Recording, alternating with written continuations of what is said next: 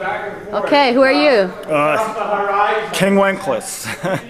And what do you do?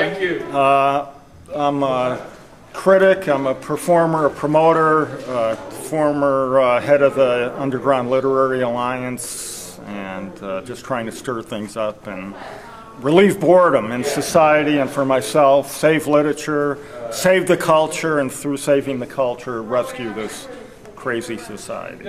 And what did you think of the My Imaginary Band performance tonight? It was great, the whole thing. I love the creativity. In fact, I mentioned to one of your guys, St. Scribbly. Mm-hmm. I like that, and in fact, we've done this in the ULA, and this is really the key, is interaction between the audience and the performers on stage, to break down that wall between audience and performer. In fact, I was telling him, you know, you go to a standard play and the audience sits there rigid like a statue for 2 hours. And there's no interaction, there's no heckling, there's no yelling, there's no laughing, smiling, crying, anything.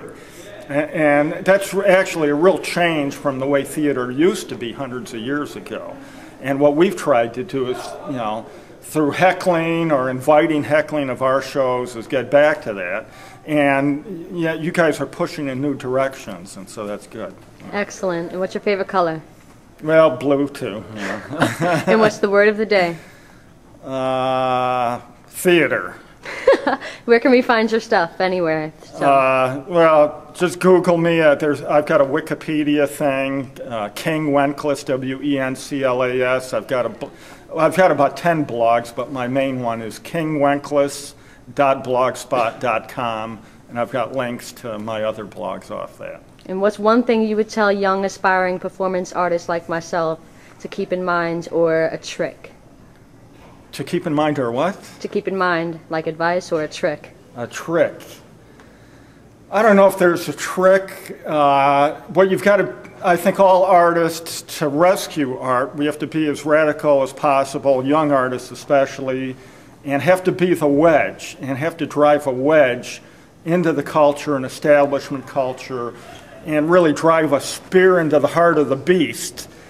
Because standard establishment literature, art, you name it, it's stale, it's controlled by conglomerates, it's controlled by high priests in ivory towers, and it's dead. And if we don't get creative and radical and energetic and passionate, then our art is going to be dead. And so it's good to see you guys being creative. All right, thank you.